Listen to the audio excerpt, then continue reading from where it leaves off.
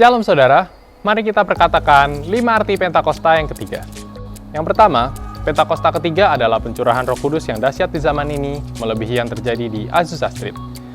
Yang kedua, Pentakosta ketiga akan mengakibatkan penuaian jiwa yang terbesar dan yang terakhir kali sebelum Tuhan Yesus datang kembali. Yang ketiga, Pentakosta ketiga akan membangkitkan generasi Yeremia, yaitu anak-anak muda yang dipenuhi dengan Roh Kudus, cinta mati-matian kepada Tuhan Yesus, tidak kompromi dengan dosa, dan akan bergerak memenangkan jiwa. Yang keempat, Pentakosta ketiga lahir di Indonesia dan bergerak ke bangsa-bangsa. Gerakan ini dari timur ke barat dan akan kembali ke Yerusalem. Dan yang terakhir, Pentakosta ketiga akan memberikan kuasa untuk menyelesaikan amanat agung, dan setelah itu Tuhan Yesus datang kembali. Tetap semangat, Tuhan Yesus memberkati. Shalom saudara, menurut kalender Ibrani pada tanggal 26 September 2022, kita sudah memasuki tahun 5783, yaitu tahun Pegimel. Ternyata ada hal yang penting dan dapat kita pelajari dari pergantian tahun Yahudi ini. Pada umumnya, peristiwa tahun baru dilewati dengan segala kemeriahan, seperti berpesta. Tetapi tahukah saudara bahwa di balik kemeriahan yang dilakukan oleh bangsa Yahudi dalam peringatan tahun baru, atau yang umum dikenal sebagai Rosh Hashanah, ada makna yang lebih dalam. 10 hari pertama setelah tahun baru, orang Israel memiliki tradisi bertobat dan mengakui dosa mereka di hadapan Tuhan. Memang kita hari ini tidak mengikuti tradisi Yahudi, tetapi kita akan mengambil 3 prinsip yang penting dari masa 10 hari pertobatan itu dari sudut pandang Pentakosta. Dalam edisi Voice of Pentecost kali ini, kita akan membahas mengenai 10 hari pertobatan dalam masa Rosh Hashanah. Pertama adalah pertobatan yang meliputi perubahan paradigma, penyesalan dan keputusan untuk berubah yang diwujudkan dengan usaha untuk memperbaiki diri dari kesalahan yang telah dilakukan. Hal ini sesuai dengan iman Kristen, di mana kita diminta untuk mengalami pembaruan budi agar dapat mengerti kehendak Allah yang baik, berkenan, dan sempurna, supaya hidup kita dapat menjadi persembahan yang hidup, kudus, dan berkenan. Tujuannya bukanlah untuk menimbulkan intimidasi, tetapi dengan pengakuan dosa kepada Tuhan, kita memohon agar Ia mengampuni dan menyucikan kita dari segala kejahatan. Komitmen untuk hidup benar selaras dengan semangat kekudusan insan Pentakosta, di mana insan Pentakosta dipanggil untuk hidup dalam roh dan bukan dalam daging. Kedua adalah berdoa. Pertobatan yang benar diutarakan melalui doa sebagai wujud penyerahan diri kepada Allah dan kesadaran bahwa tidak dapat bertobat tanpa kekuatan dari Allah. Orang Yahudi mengingat bahwa penting untuk berseru kepada Tuhan selagi Ia mau ditemui, seperti yang terdapat dalam Alkitab. Misalnya seruan pertobatan Elia untuk bangsa Israel, seruan pertobatan Yosia, dan juga Nehemia. Sedangkan dalam kekristenan, pengakuan dosa dan doa sangat berhubungan erat, di mana Rasul Yakobus mengajarkan bahwa kita perlu saling mengaku dosa dan mendoakan agar dapat sembuh dan pulih dari akibat dosa tersebut. Bagi orang Kristen, doa lebih sebagai bentuk komunikasi antara manusia dengan Allah, termasuk dalam hal pertobatan. Marilah kita membangun kembali hubungan dengan Allah melalui doa yang dipimpin oleh Roh Kudus. Hal ketiga yang biasanya dilakukan bangsa Yahudi dalam 10 hari pertobatan adalah berbagi kepada orang yang memerlukan. Mereka mengumpulkan uang melalui nampan persembahan di sinagoga-sinagoga yang akan disalurkan kepada mereka yang membutuhkan. Semangat berbagi ini pun juga diajarkan Tuhan Yesus dalam Matius 25 ayat 31-46, di mana Yesus menyamakan antara melayani orang-orang yang dianggap hina, seperti yang kelaparan, sakit, dalam penjara, dan tidak memiliki tempat tinggal, sebagai bentuk pelayanan kepadanya. Oleh karena itu, hal bersedekah dan berbagi kepada orang yang membutuhkan merupakan hal yang penting dalam kekristenan. Marilah kita melakukan sedekah dalam masa pertobatan agar kita dapat meningkatkan belas kasihan dan rasa syukur atas pengampunan yang telah Tuhan berikan. Kesimpulannya, ketiga hal yang dapat dilakukan dalam masa peringatan Rosh Hashanah tersebut adalah baik jika dilakukan dengan motivasi yang benar, bukan untuk mendapatkan keselamatan, tetapi sebagai respon terhadap anugerah keselamatan yang sudah diberikan melalui pengorbanan Yesus di kayu salib. Melalui pemaparan di atas, marilah kita introspeksi diri kita dan bertobat dari hal-hal yang tidak kudus. Percayalah kasih dan rahmat Tuhan selalu baru setiap hari, setiap bulan, dan setiap tahun bagi kita orang percaya. Amin. Untuk penjelasan lebih lengkapnya dari tim teologi kami, silakan buka link yang ada di atas atau scan QR Code yang tersedia. Maranatha, Tuhan Yesus memberkati kita semua. Sama-sama kita bacakan Mazmur 91. Dalam lindungan Allah, orang yang duduk dalam lindungan yang maha tinggi dan bermalam dalam naungan yang maha kuasa akan berkata kepada Tuhan, tempat perlindunganku dan kubu pertahananku, Allahku yang kupercayai. Sungguh, dialah yang akan melepaskan engkau dari jerat penangkap burung, dari penyakit sampar yang busuk. Dengan kepaknya ia akan menudungi engkau. Di bawah sayapnya engkau akan berlindung. Kesetiaannya ialah perisai dan pagar tembok. Engkau tak usah takut terhadap kedahsyatan malam, terhadap panah yang terbang di waktu siang, terhadap penyakit sampar yang berjalan di dalam gelap, terhadap penyakit menular yang mengamuk di waktu petang. Walau 1.000 orang rebah di sisimu dan 10.000 di sebelah kananmu, tetapi itu tidak akan menimpamu. Engkau hanya menontonnya dengan matamu sendiri dan melihat pembalasan terhadap orang-orang fasik. Sebab Tuhan ialah tempat perlindunganmu, yang maha tinggi telah kau buat tempat perteduhanmu. Malapetaka tidak akan menimpa kamu, dan tulah tidak akan mendekat kepada kemahmu. Sebab malaikat-malaikatnya akan diperintahkannya kepadamu untuk menjaga engkau di segala jalanmu. Mereka akan menatang engkau di atas tangannya, supaya kakimu jangan terantuk kepada batu. Singa dan ular tedung akan kau langkahi. Engkau akan menginjak anak singa dan ular naga. Sungguh hatinya melekat kepadaku, maka aku akan meluputkannya. Aku akan membentenginya, sebab ia mengenal namaku. Bila ia berseru kepadaku, aku akan menjawab. Aku akan menyertai dia dalam kesesakan. Aku akan meluputkannya dan memuliakannya. Dengan panjang umur akan kukenyangkan dia, dan akan kuperlihatkan kepadanya keselamatan daripadaku. Yang percaya berikan tepuk tangan bagi Allah kita. Sorakan terima kasih Tuhan. Terima kasih Yesus buat janji firman-Mu. Kami bersyukur Tuhan. Firman-Mu ya dan amin. Firman-Mu kebenaran yang memerdekakan setiap kami. Yesus, haleluya. Firman yang hidup, firman yang hidup. Yesus Tuhan, oh kebenaran yang memerdekakan kami. Terima kasih Bapa. Terima kasih buat janjimu, terima kasih buat karyamu menyertai kami selamanya, selamanya. Terima kasih. Tuhan itu baik, Tuhan itu baik. Untuk selamanya kasih setianya dalam hidup kita. Bersyukurlah kepada Tuhan, sebab Dia baik. Bahwasanya untuk selamanya kasih setia Tuhan. Haleluya, haleluya. Engkau baik, teramat baik. Sungguh kami bangga punya Tuhan seperti Engkau Bapa. Engkau satu-satunya yang kami tinggikan. Dan di dalam nama-Mu kami menerima kekuatan, keselamatan, kemenangan. Dan biarlah pujian kami, sembah kami bawa yang terbaik hanya bagi Engkau. Sebab Engkau layak terima segala pujian. Boleh kasih tepuk tangan bagi Allah kita. Oh, Yesus dahsyat, kami tinggikan Engkau. Mari sama-sama katakan.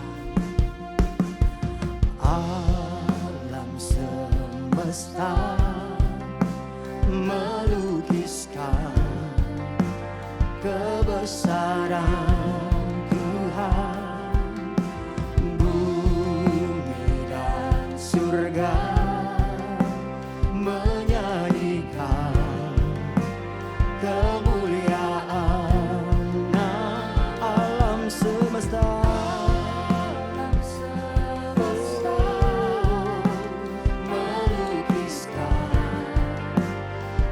Kebesaran Tuhan, bumi dan surga menyanyikan kemuliaan nama-Mu. Hosana, nyanyikan Hosana.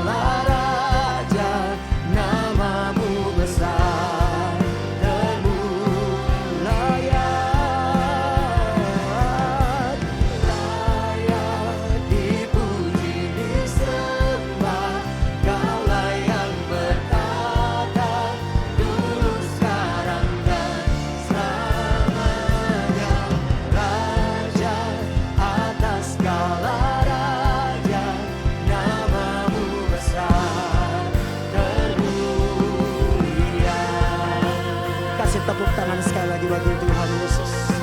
Dia yang layak, Yesus layak selamanya.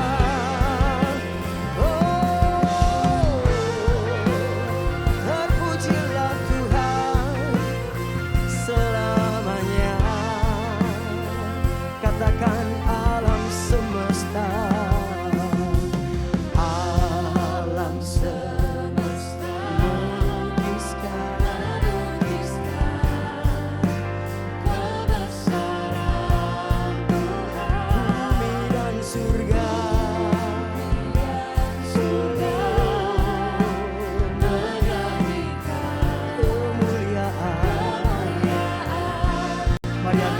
katakan Hosana, Hosana,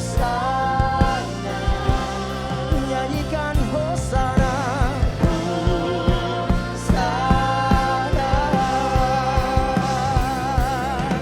layak dipuji disembah, Kaulah yang bertata dulu sekarang dan selamanya. Raja atas segala raja, nama-Mu besar termulia. Layak dipuji disembah, Kaulah yang bertata dulu sekarang dan selamanya. Raja atas segala raja, nama-Mu besar termulia. Hanya Yesus yang termulia dulu sekarang selamanya. Dan hari ini kami ada Tuhan, kami datang bersama-sama merendahkan hati dan meninggikan Engkau Tuhan dan Juru Selamat kami. Sebab hanya Engkau yang layak terima segala pujian kami. Sembah kami Tuhan, biarlah hati kami limpah dengan syukur kepada Tuhan. Sebab daripadanya lah segala yang baik dalam hidup kami. Haleluya. Boleh bangkit berdiri bersama-sama.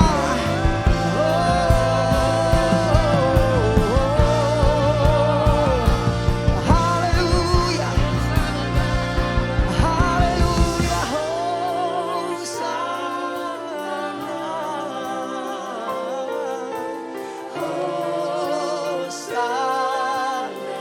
Nyanyikan Hosana.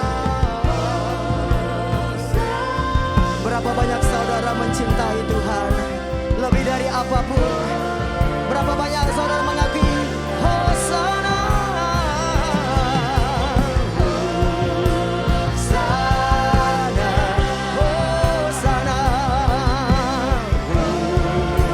Hosana.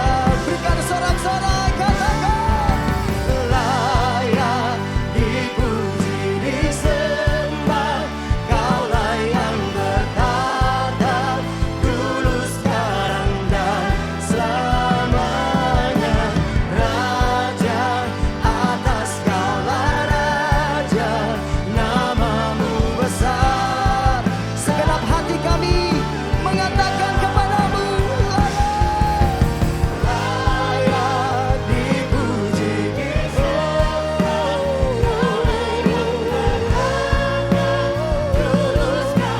dulu sekarang selamanya.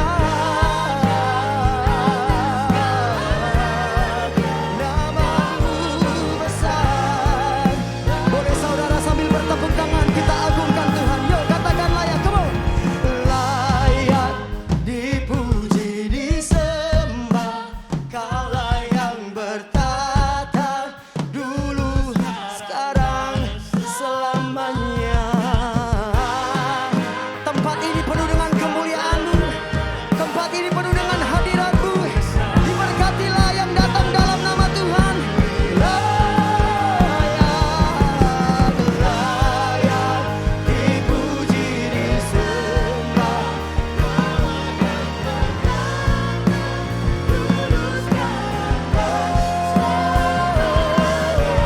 Raja atas segala raja, namamu besar.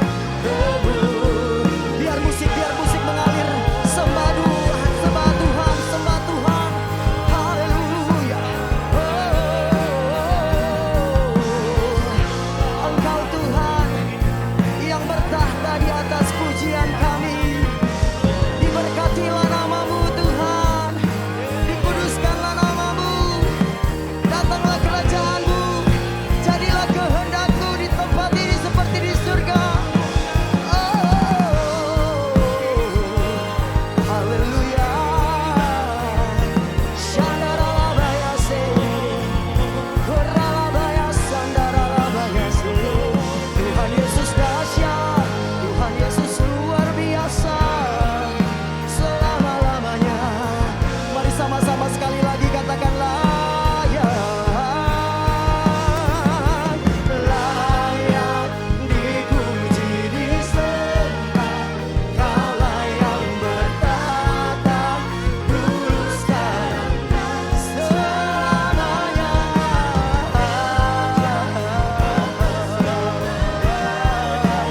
Namamu besar terpuji. Katakan namamu besar, namamu besar terpuji. Katakan namamu besar terpuji.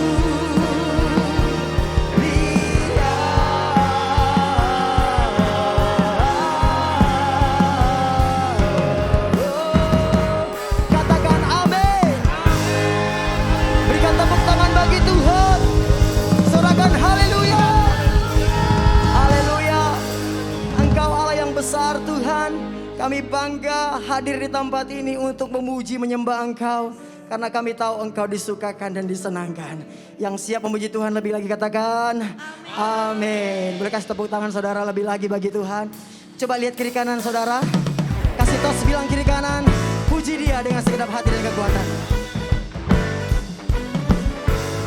Boleh tepuk tangan sama-sama.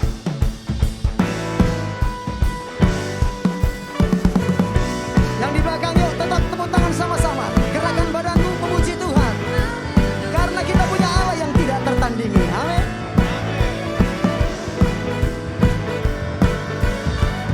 Sama-sama katakan. Pada siapa kau bandingkan perbuatannya yang heran?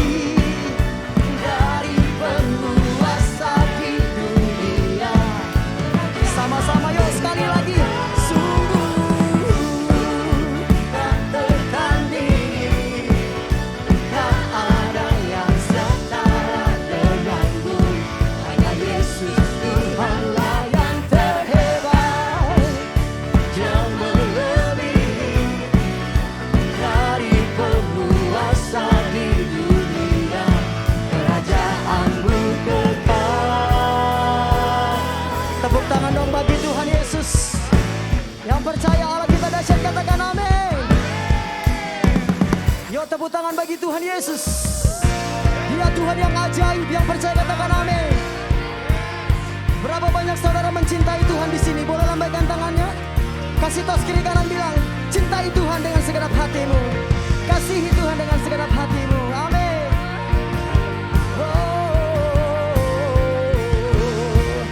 Boleh angkat tangan sama-sama. Katakan ajaib kau Tuhan. Come on. Ajaib kau Tuhan, agung dan perkasa. Yes. Kau sumber kemenanganku, layak berkuasa, memerintah selamanya. Siapa namanya? Yesus, kaulah Raja mulia. Katakan, tak terbayang kebesaranmu dan tak terbanding kekuatanmu Tuhan.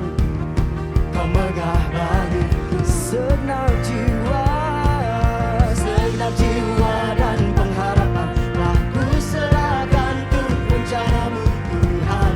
Yes, kau Raja atasku. Yuk angkat tangan kita bagi Raja kita, katakan, ya kau yang layak dipujikan, yang bisa bergerak sama-sama, katakan ajaib. Come on. Ajaib kau Tuhan, aku kau sumber kemenanganku, layak berkuasa, memerintah selamanya. Katakan Yesus, Yesus kaulah Raja mulia. Hanya Yesus Raja mulia yang memerintah di dalam gerejanya, di dalam keluarga kami, di dalam hidup kami, di dalam pekerjaan kami, di dalam usaha kami. Di dalam nama Yesus, Engkau layak Tuhan, Engkau layak Bapa.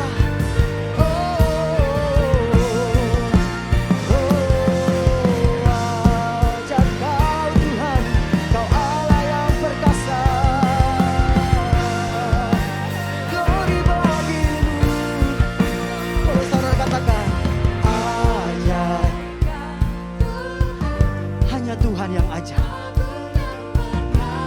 selalu membuat kita terpesona akan segala perbuatannya.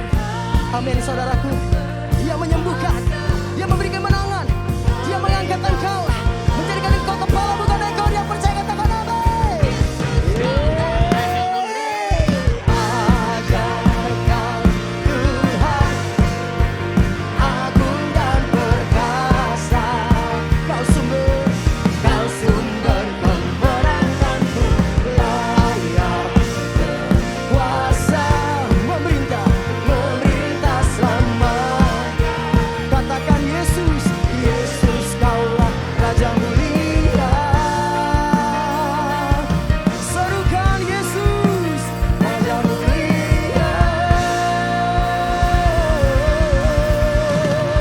Mari berikan sorak-sorai yang lebih meriah bagi Allah kita, katakan haleluya.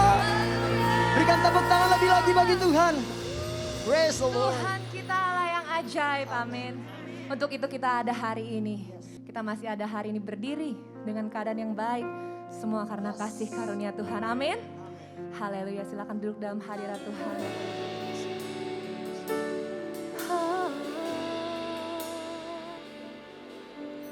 Tuhan, Kaulah segalanya.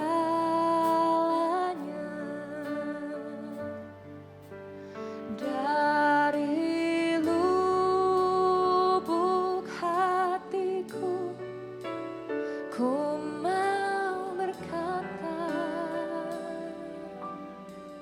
ini kami anak-anak-Mu Bapa.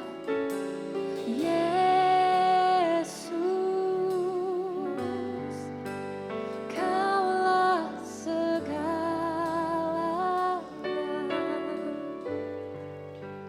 Tiada yang dapat melebihi Engkau. selamanya. Selamanya ku puji, ku sembah Yesus. Selamanya ku sanjung namamu, Yesus, Yesus. Selamanya tekadku serahkan Engkau. Selamanya Kaulah segalanya.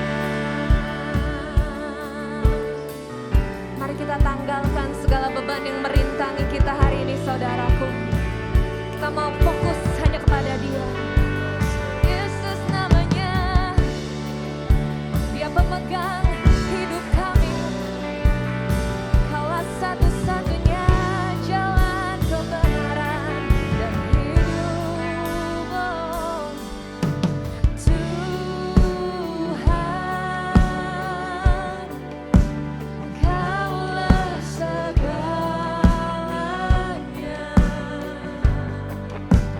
Dari lubuk hatiku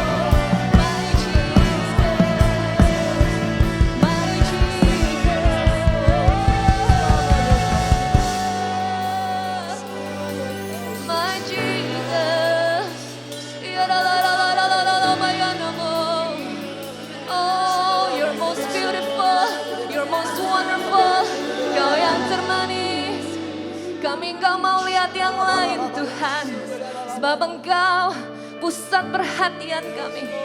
Oh, kami gak mau terdistraksi yang lain Tuhan. We wanna follow you till the end. Ampuni kami Tuhan, terkadang kami lengah, tapi hari ini kami tahu You never let us go. You never forsaken us even one time. You never let us go. You are our faithful Father, our closest friend, my Jesus, our Lord and Savior.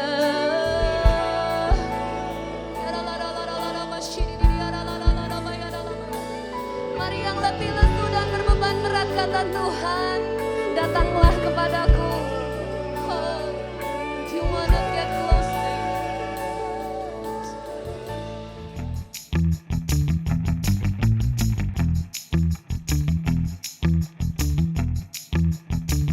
Kalau mungkin ada yang baru pertama kali melihat saya, izinkan nama saya adalah Beni Patina Sarani.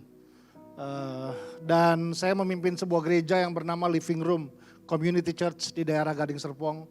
Lalu saya bersama dengan adik saya, Yeri Patina Sarani, kita memimpin sebuah foundation atau yayasan yang didirikan oleh papa saya, yaitu Roni Patina Sarani Foundation, atau Yayasan Roni Patina Sarani. Sebuah yayasan yang bergerak, kita selalu menyebutnya namanya di area penyelamatan generasi. Karena kami mengurus masalah-masalah yang cukup gak tersentuh oleh generasi muda ini seperti narkoba, HIV AIDS, human trafficking, dan beberapa masalah-masalah yang lain. Saya sudah menikah dan Tuhan mempercayakan saya 2 orang putri. Itu sedikit perkenalan dari saya berharap setelah ini kita bisa lebih akrab lagi. Amin saudara semua. Nah yang suka judul pada pagi hari ini, saya memberi judul namanya adalah pengharapan yang sejati. Bahwa saya menemukan dalam pembelajaran saya dalam beberapa tahun ini, di mana dunia berubah dengan sangat drastisnya. Di hari-hari ini menghadapi apa yang sedang kita jalankan, ada 2 yang sangat diperlukan oleh orang percaya. Yang pertama namanya kekuatan, yang kedua namanya pengharapan. Selama 2 ini gak hilang dalam hidup kita, saya percaya tantangan sebesar apa, masalah sebesar apa, sebenarnya dapat kita hadapi bersama-sama dengan Tuhan. Tapi yang Tuhan mau adalah dalam kehidupan kita, pengharapan itu gak pernah hilang. Karena pengharapanlah yang menjadi kekuatan dalam perjalanan kehidupan kita. Nah kita akan membaca sebuah ayat dari kitab Filipi, pasal yang keempat, ayat 12 sampai ayat 13. Sebab demikianlah firman Tuhan. Aku tahu apa itu kekurangan, dan aku tahu apa itu kelimpahan. Dalam segala hal dan dalam segala perkara, tidak ada sesuatu yang merupakan rahasia bagiku. Baik dalam hal kenyang maupun dalam hal kelaparan. Baik dalam hal kelimpahan maupun dalam hal kekurangan. Ayat 13 berkata, segala perkara dapat kutanggung di dalam Dia yang memberi kekuatan kepadaku. Boleh ulang yang terakhir bersama-sama, baik yang di gedung ini atau yang ikut ibadah secara streaming. Ulang, boleh saya ajak kita ulang ayat ke-13 bersama-sama. 1, 2, 3. Segala perkara dapat kutanggung di dalam Dia yang memberi kekuatan kepadaku. Nah, ayat ini ditulis oleh seorang rasul yang bernama Rasul Paulus. Paulus mencoba memberitahukan kepada Anda dan saya, Paulus bilang begini, saya tahu yang namanya lapar, tapi saya juga tahu yang namanya kenyang. Saya tahu yang namanya limpah, tapi saya juga tahu yang namanya kurang.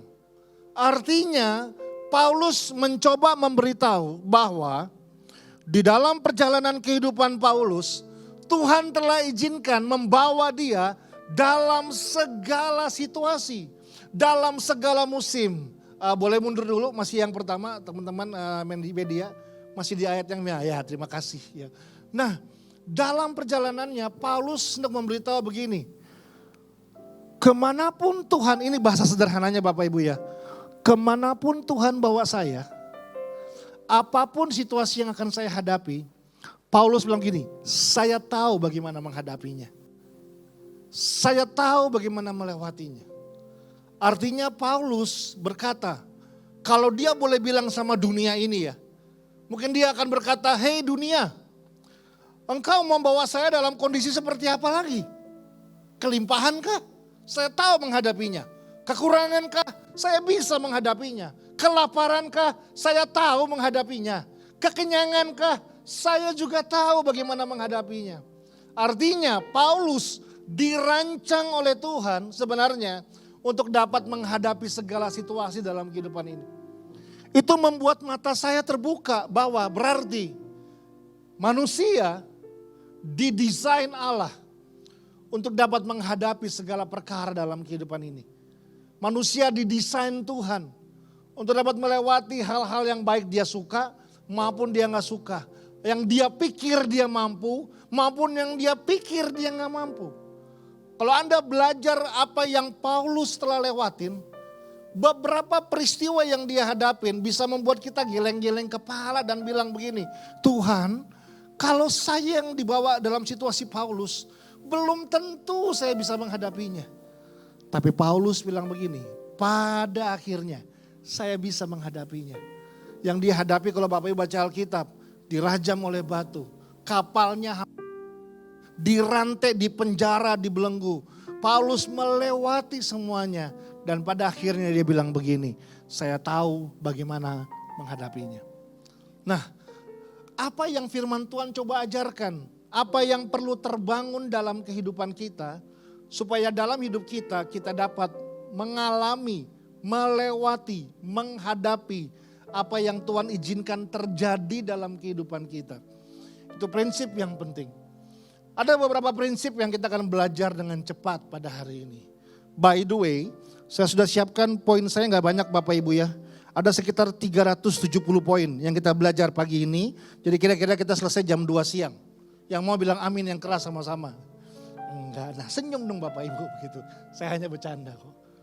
Oke, prinsip yang pertama saya sebut namanya adalah menemukan kekuatan Tuhan di dalam segala perkara.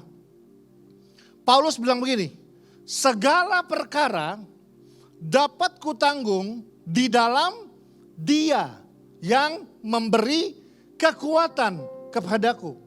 Artinya Paulus lagi bilang begini, kalau saya bisa menghadapi semuanya, itu bukan cuma karena saya pintar, bukan cuma saya punya intelektual, bukan cuma saya punya potensi, bukan cuma karena saya punya talenta, tapi kalau saya bisa menghadapinya itu karena di dalam saya ada kekuatan yang waktu kekuatan itu keluar, saya dapat menghadapi segala perkara. Nah, kalau Anda sekali lagi tadi saya katakan di awal, kalau Anda baca Alkitab, Anda akan temukan banyak cerita tentang Paulus. Tapi satu aja kita dengar cerita tentang Paulus pada hari ini, yaitu dalam kitab Kisah Rasul pasal 14 ini. Kisah Rasul pasal 14 ayat 19. Dikatakan begini, "Tetapi datanglah orang-orang Yahudi dan dari Antiokhia dan Ikonium. Dan mereka membujuk orang banyak itu memihak mereka. Lalu mereka melempari Paulus dengan batu dan menyeretnya keluar kota karena mereka menyangka bahwa ia telah mati." Tahan di sini dulu. Firman Tuhan berkata pada satu waktu Paulus dan rekannya Barnabas sedang pergi menginjil ke beberapa kota. Salah satunya adalah Antiochium dan Ikonium dan Antiokhia.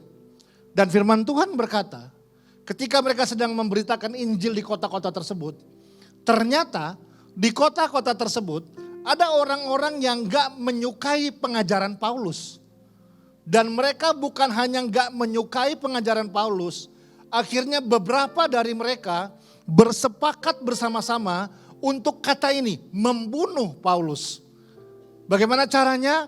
Mereka menyeret Paulus keluar kota, mereka melempari Paulus dengan batu, sampai mereka berpikir bahwa Paulus telah mati. Mati artinya tidak ada tanda-tanda kehidupan, itu artinya mati. Bahasa Ibraninya adalah koit, nah itu artinya mati. Mati artinya begini, mereka lempar lagi Paulus dengan batu, Paulus gak bergerak. Karena kalau Paulus masih bergerak sedikit, mereka akan bilang lempar lagi, dia belum mati dan lempar lagi. Kalau kita coba visualisasikan kira-kira hari itu, bagaimana kondisi Paulus hari itu? Ini yang saya bayangkan. Balik 19 dulu, jangan maju dulu aja gak apa-apa. Ini yang saya bayangkan bahwa ya tubuh yang berlumuran darah, baju yang robek mungkin karena batu. Bapak Ibu sekali lagi ya, ini bukan kapas Bapak Ibu. Ini batu yang dirajam berkali-kali sama Paulus. Sebelumnya Stefanus meninggal dengan cara yang sama. Dan itu yang saya bayangkan, mungkin muka udah gak berbentuk, hancur. Batu, dilempar badannya, tulang patah dan semuanya. Sampai Paulus udah gak bisa bergerak. Sampai mereka berpikir Paulus telah mati. Lalu apakah kita bilang begini setelah itu? Setelah Paulus semua orang pergi, lalu murid-murid yang lain datang, Petrus dan Yohanes angkat Paulus, dilarikan di UGD rumah sakit Siloam di Yerusalem. Paulus kritis di ruang ICU 3 hari 3 malam. Setelah sadar dipindahkan di kamar rawat inap 7 hari 7 malam. Dan dia mulai merenungkan, Tuhan ini panggilanku bukan Tuhan ya. Saya gak yakin Alkitab bercerita seperti itu. Tapi kalau kita lihat ayat selanjutnya, ayat 20, dikatakan begini, next. Dikatakan bahwa akan tetapi ketika murid-murid itu berdiri mengelilingi dia, bangkitlah ia, lalu masuk ke dalam kota keesokan harinya. Wow, berangkatlah ia bersama-sama dengan Barnabas ke Derbe. Hampir dipastikan, menurut logika, menurut ilmu kedokteran, hampir dipastikan tidak mungkin orang yang udah dirajam dengan batu berkali-kali sampai dipikir sudah mati, bisa berdiri. Alkitab gak bilang begini, lalu 1 bulan kemudian setelah luka-luka Paulus mulai kering. Enggak. Alkitab gak bilang begini, lalu 6 bulan kemudian setelah trauma Paulus hilang. Karena sekarang Paulus kalau lihat batu teriak, tolong. Enggak. Alkitab bilang begini, dan keesokan harinya. Pertanyaan sederhana, kekuatan manusiakah itu? Kita aja batuk sedikit, flu sedikit, sekarang gak berani datang ke ibadah. Artinya, di dalam Paulus ada kekuatan yang terkunci.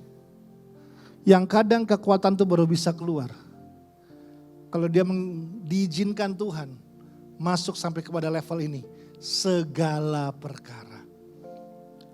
Kita suka sama ide keesokan harinya. Tapi kadang kita gak suka sama ide dirajam dengan batu.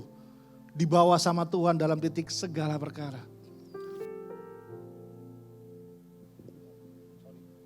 Cek ya, berapa banyak orang yang mau menyerah ketika ada di titik-titik batas akhir dalam perjalanannya dia. Batas kesabaran dan kemampuannya dia. Tapi hari ini kita belajar bahwa prinsip yang pertama, bahkan di titik segala perkara tersebut, ada kekuatan yang waktu kekuatan itu keluar dari hidup kita, kita dapat menghadapinya. Amin saudara semuanya. Jangan pernah menyerah dalam kondisi yang mungkin kita pikir gak mungkin sekalipun. Karena ada kekuatan Tuhan yang kadang akan keluar waktu dia mengizinkan kita membawa di fase segala perkara tersebut. Lalu prinsip yang kedua yang kita belajar dari Paulus, saya sebut namanya adalah menemukan tujuan di balik setiap pengalaman.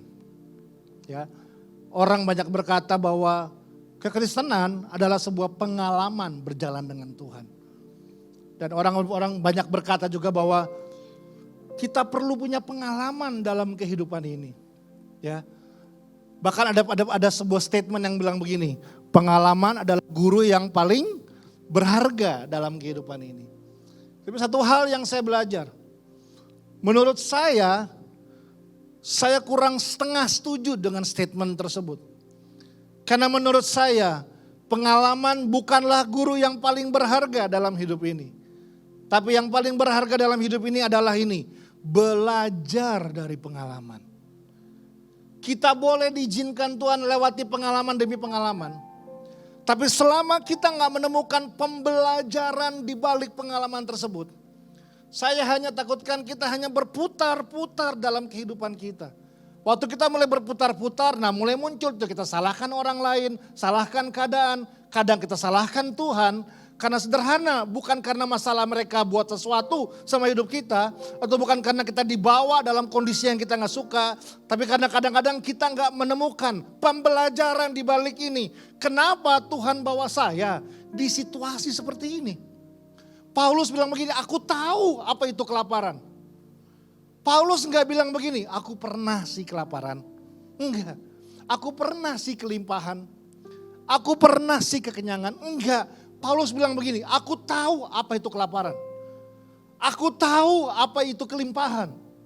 Artinya Paulus lagi bilang begini, kalau saya diizinkan Tuhan menghadapi kelaparan, saya tahu kenapa. Saya gak akan bertanya-tanya, saya gak akan bilang Tuhan gak adil, saya gak akan bilang Tuhan jahat, saya gak akan bilang Tuhan pilih kasih. Kalau saya harus dihadapi dalam situasi ini, saya tahu kenapa saya harus menghadapinya. Kalau Tuhan membawa saya dalam kondisi kelimpahan, saya tahu kenapa saya harus melewati itu. Itu yang Paulus bilang. Kata penting kecil yang merubah seluruh hidup kita. Tahu. Nah, kata tahu berasal dari bahasa aslinya namanya eido. Eido, arti eido. Yang pertama namanya adalah to know how. Yang kedua namanya adalah to get knowledge, bahasa Inggrisnya. Yang ketiga namanya to be skilled in. Oh jadi waktu Paulus bilang begini, saya eido sama kelaparan. Paulus lagi bilang begini, I know how. Saya gak akan mempertanyakan situasi ini. Saya gak akan menyalahkan siapapun di situasi ini. Kalau saya harus menghadapi situasi ini, I know how. Waktu Paulus menghadapi kekurangan, dia akan bilang, I get knowledge. Saya punya pengetahuan tentang menjadi orang yang siap menghadapi kekurangan. Waktu Paulus dihadapkan dalam kelimpahan, Paulus lagi bilang begini, saya ahlinya menghadapi kelimpahan. Artinya, pengalaman, situasi, keadaan hanyalah menjadi sebuah keadaan dalam hidup kita sebelum kita menemukan pembelajaran di balik itu semua. Waktu kita menemukan pembelajaran di balik itu semua, kita akan menemukan ini, kata penting Bapak Ibu semua, pemaknaan yang baru dalam kehidupan kita. Waktu kita menemukan pemaknaan yang baru dalam kehidupan kita, kita bisa punya respon yang baru dalam kehidupan kita. Ini yang kita perlu belajar bersama-sama. Makanya ini yang saya percaya di dalam Tuhan, dilarang bodoh. Enggak. Kita perlu latih kita punya diri. Bahwa dalam situasi apapun, apakah ada pembelajaran yang kita temukan? Apakah ada makna yang baru kita temukan? Karena saya belajar dalam hidup ini. Bahwa akhirnya saya harus mengakui, tidak semua hal bisa kita rubah di hidup ini. Benar? Salah satunya contohnya namanya masa lalu. Kita gak bisa rubah masa lalu, setuju? Ada yang bisa kembali ke masa lalu untuk rubah apa yang pernah terjadi? Satu-satunya orang di dunia ini yang bisa merubah masa lalu cuma satu. Namanya Doraemon, itu aja. Karena dia punya pintu ajaib. Anda dan saya gak punya pintu ajaib. Tapi orang stres pengen merubah sesuatu. Tapi kadang-kadang dalam hidup saya belajar ada hal yang kita gak bisa rubah. Ada yang kita bisa rubah, ada hal yang kita gak bisa rubah. Mohon maaf, saya pernah diperkosa Pak. Saya dilecehkan sama pacar saya. Bisa kita rubah? Gak bisa. Saya ditipu di bisnis saya Pak. Partnernya dia kasih janji-janji yang indah-indah. Uang saya dibawa kabur, saya dimasukkan dalam hukum dan semuanya. Bisa kita rubah? Kita gak bisa rubah. Kadang ada hal yang kita gak bisa rubah, tapi ini yang saya belajar. Mungkin kita gak bisa rubah hal-hal ini, tapi kita bisa menemukan pemaknaan yang baru dari hal-hal ini. Waktu pemaknaan yang baru kita temukan, respon yang baru kita akan lahir. Waktu respon yang baru lahir, tindakan yang baru akan muncul. Karena pemahaman yang baru. Kita bisa menemukan maknanya. Saya sering sebut namanya adalah reframing. Frame artinya bingkai. Ya frame tahu ya. Re artinya ulang. Reframing artinya adalah membingkai ulang sebuah peristiwa Sehingga kita bisa menemukan makna yang baru. Orang stres pengen rubah peristiwanya, tapi orang lupa dari peristiwa yang kadang orang gak bisa rubah. Orang bisa menemukan pemaknaan yang baru. Waktu pemaknaan yang baru muncul, maknanya berubah, sikapnya berubah, tindakannya berubah. Contoh, misalnya Anda punya gambar tengkorak ya, yang serem banget tengkoraknya. Gitu ya, gambar tengkorak yang serem, tapi gambar itu bingkainya Anda ganti dengan bingkai Hello Kitty, balon-balon, warna pink gitu ya. Mungkin gambarnya nggak jadi serem lagi. Tapi tengkoraknya hilang nggak? Tengkoraknya tetap ada. Tapi maknanya jadi berubah waktu kita membingkai ulang peristiwa tersebut. Satu kali saya sedang naik mobil dengan bapak rohani saya. Bapak rohani saya namanya Pendeta Jonathan Patiasina. Kami berjalan waktu itu naik mobil dari Jakarta ke Bandung. Waktu itu tol Cikampek yang atas belum jadi. Dan hari biasa siang-siang, bayangkan. Perjalanan yang harusnya 2,5 jam, hari itu hampir 7, hampir 8 jam. Kita baru sampai di Bandung.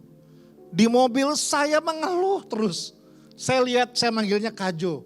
Saya lihat dia tidur gitu ya. Jadi saya komplain, aduh harusnya kita naik kereta tadi. Aduh harusnya kita berangkat subuh-subuh tadi. Jadi saya mengeluh karena jalannya begini, gak maju-maju gitu. Tapi ternyata Kajonya gak tidur. Di tengah-tengah saya mengeluh, dia buka mata, dia panggil saya. Abeng, nama panggilan saya Abeng gitu ya. Abeng, dia bilang begini. Kalau kamu merasakan macet, artinya kamu punya mobil. Tiba-tiba saya terdiam. Terus dia bilang, karena cuma orang yang punya mobil yang bisa merasakan macet. Orang jalan kaki aja jalan, naik motor aja bisa selip-selip.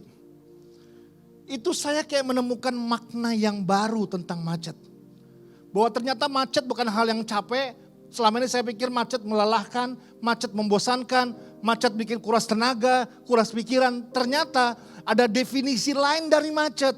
Macet artinya bahwa saya diingatkan bahwa Tuhan memberkati saya sebuah kendaraan.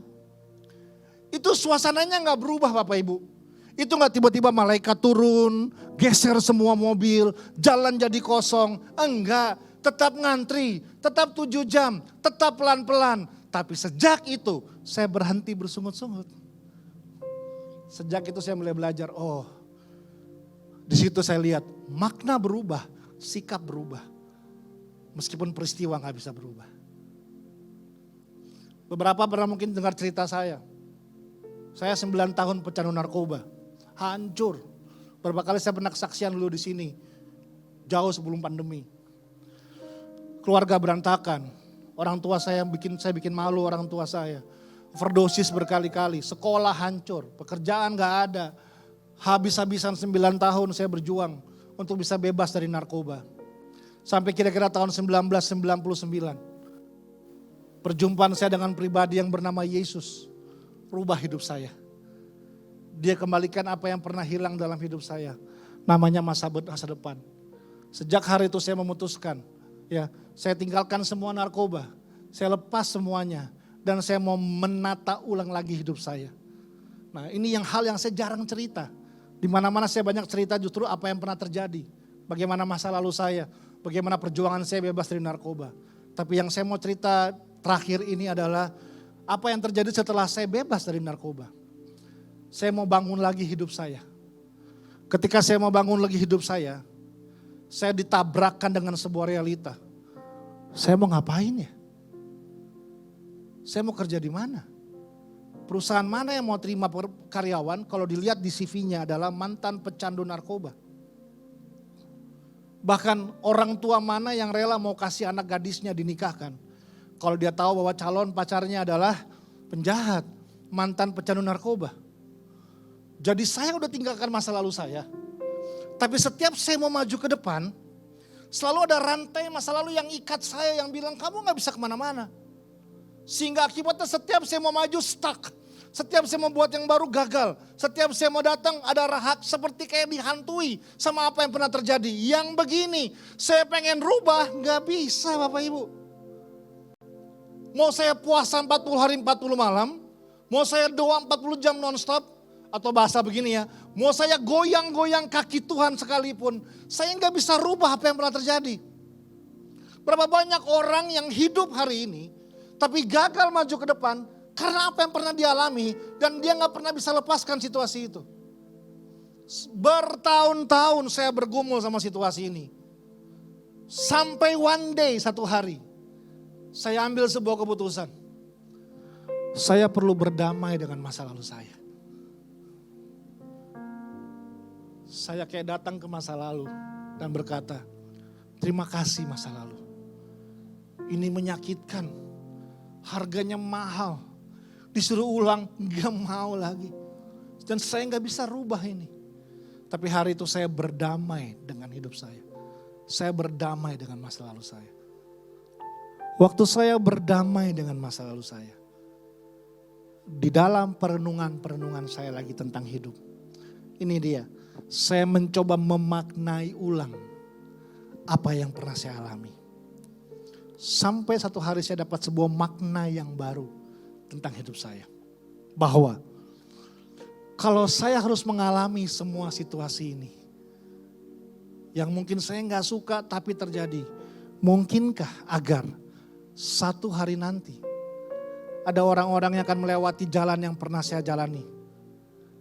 Dan mungkin kalau dulu saya harus berjuang sendirian, sekarang saya bisa ada bersama mereka, bagi hidup sama mereka, dan berkata sama mereka, dulu saya juga pernah hancur sama kayak kalian, tapi hari ini saya ada di sini. Kalau saya yang dulu hancur bisa seperti ini, kalian yang sedang berjuang hari ini pasti juga bisa sama seperti dengan saya hari ini. Dan kalau boleh jujur Bapak Ibu, sampai hari ini gak terhitung berapa orang yang Tuhan izinkan cuma untuk mampir di hidup saya, di mana saya bisa berbagi. Saya gak pernah berpikir gara-gara itu saya bisa bicara di depan presiden, saya bisa diundang ke berbagai negara. Saya gak pernah berpikir bahwa saya gak pernah berpikir semua itu. Satu hari pagi-pagi jam 6 kira-kira saya lagi saat teduh. Ada seorang gadis bawa abangnya, namanya Rudi titik-titik. Waktu dia bawa kondisinya adalah samurai nempel di sini Bapak Ibu. Luka bacok semuanya. Saya bilang, loh saya bukan UGD, kok dibawa ke sini? Adiknya nangis, tolong abang saya Kak. Dia ini adalah seorang pecandu narkoba, bandar besar, debt collector, dan hunter, pembunuh bayaran. Nah waktu itu dia lagi pakai sabu-sabu, ribut sama abangnya lagi, disamurai sama abangnya. Adiknya selamatkan, bawa ke saya dan nangis, tolong saya Kak. Waktu saya lihat dia, saya lihat saya 9 tahun lalu. Saya lihat saya 9 tahun berjuang itu semua. Ya sudah, bawa masuk, hidup sama-sama, tinggal sama-sama. Saat ini dia mengembalakan sebuah gereja di daerah Depok.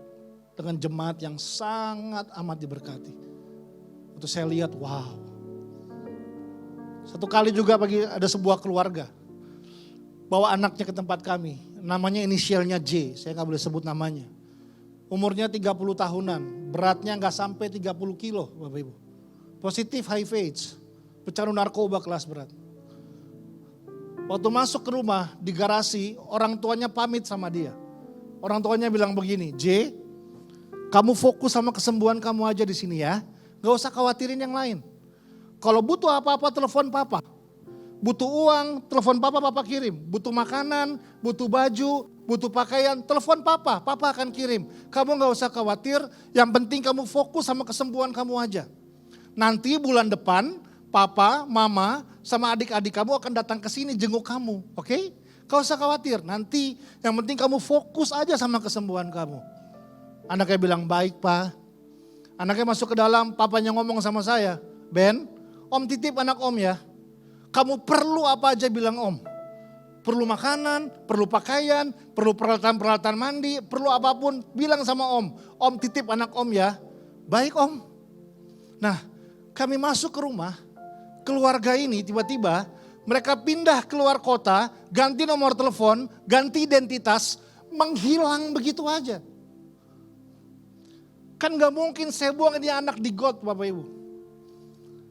Tapi waktu saya lihat dia lagi, saya pernah bangun dari got dengan semua situasinya itu. Ya sudah. rawat lagi, dampingi lagi, sampai sembuh.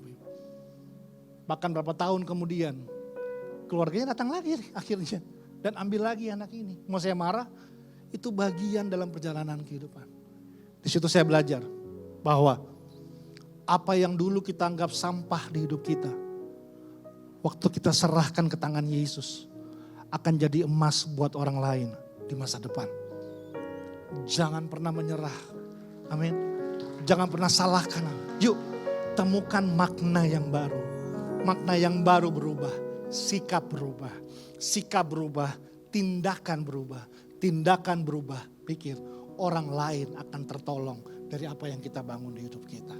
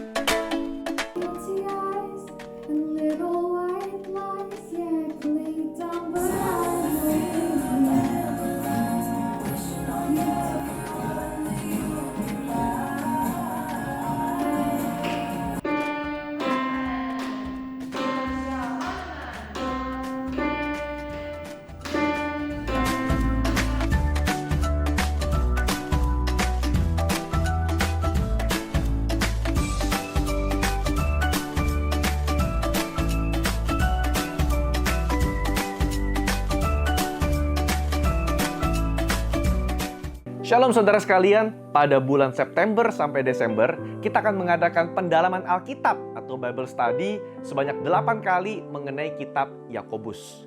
Saudara, Yakobus banyak berbicara mengenai hal-hal yang kita alami hari-hari ini, menghadapi ujian kehidupan, pencobaan kehidupan, mengapa kita sebagai orang percaya juga masih mengalami banyak masalah dan kesukaran hidup.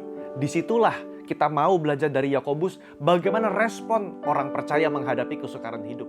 Kami mengundang Bapak dan Ibu untuk datang menghadiri pendalaman Alkitab bersama PDP Willy Pandi MTH dengan judul Doing What You Hear pada tanggal 12 Oktober 2022 pukul 19.30 di Revival Hall GBI House of Blessing. Tuhan Yesus memberkati.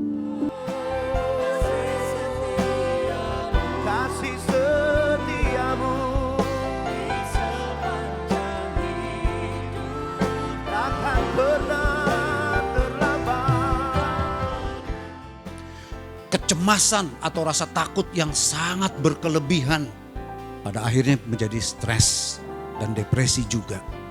Nah, itu tanda-tanda atau ciri-ciri jiwa kita kekurangan air.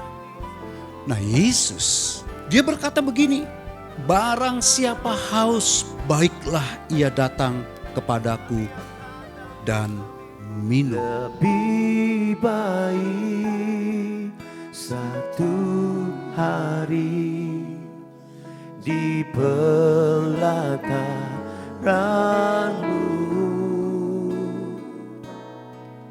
daripada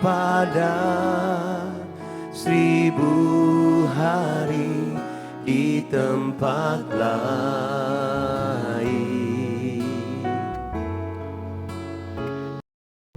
Kami bersyukur buat kebenaran firman-Mu Tuhan. Kami percaya setiap kami diberkati Tuhan.